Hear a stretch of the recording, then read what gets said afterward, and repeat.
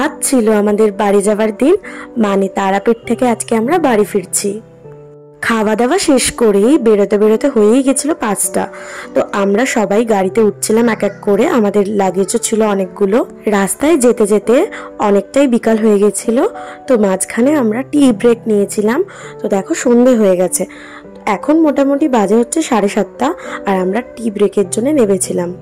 আর দেখো বিস্কিটটা লাভ শেপের ছিল বলে তোমাদেরকে দেখাচ্ছিলাম, আমি এরকম বিস্কুট প্রথমবার দেখলাম। মাঝখানে আর কোনো ক্লিপিংস নেওয়া হয়নি।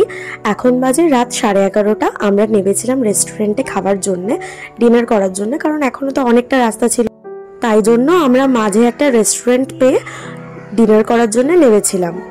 সিম্পলি খাবার নেওয়া হয়েছিল, রাইস আর চিকেন, আর কিছুজন নিয়েছিল বাটার নান আর চিকেন।